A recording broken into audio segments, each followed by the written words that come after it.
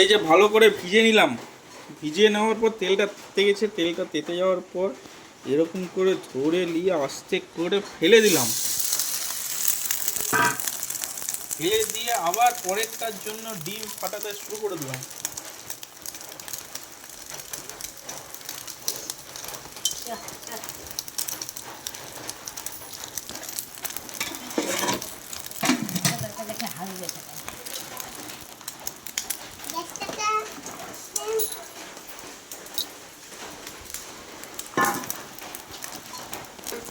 কড়াইটা যদি একটু তেতে গেছে সেই জন্য তাড়াতাড়ি ভাজাটা হয়ে যাচ্ছে। সেখানে উল্টে দিলাম একটু, এদিকে ডিমটা রেডি করছি।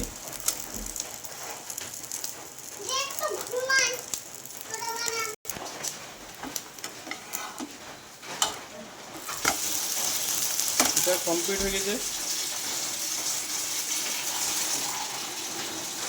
গ্যাসটা একটু বন্ধ করে দিলাম, কারণ আমাদের এখনো রেডি হয়নি। এই গ্যাসটাকে জ্বালিয়ে দিলাম, তখন নিভিয়ে দিচ্ছি আমাদের। জ্বালালাম গ্যাসটাকে, জ্বালিয়ে নেওয়ার পর তেলটা একটু হিট হচ্ছে। হিট অফ তেল নাই, তেলটা একটু দিতে হবে, তেল দাও একটু, তেলটা দিয়ে দাও। তেলটা দেওয়ার পর একটু চারিদিকে নাড়িয়ে দিতে হবে তেলটা, যাতে চারিদিকে যাতে লেগে থাকে তেলটা, না যাতে আটকে যায়। এটা এবার উল্টে নেবো, এটা একটু ভিজা হয়ে গেছে এক সাইডটা।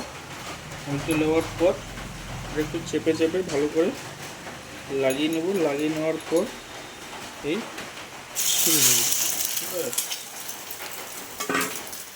ছেড়ে দেওয়ার পর পরের পিসের জন্য রেডি হয়ে যাবো।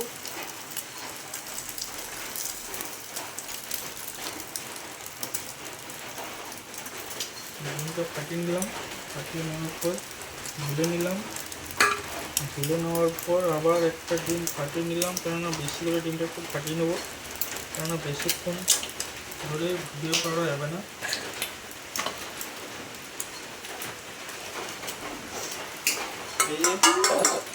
ডিমটা একটু পেস্ট করে নেবো। ডিমটা একটু পেস্ট করে নেওয়ার আগে আঁচটা একটু কমিয়ে দেবো, কারণ আঁচ বাড়ানো আছে। এবার একটু এটা উল্টে দেবো, নাহলে পুড়ে যাবে, আর বেশি পুড়ে গেলে খেতে ভালো লাগে না। এটা একটু পেস্ট করে নেবো ততক্ষণে।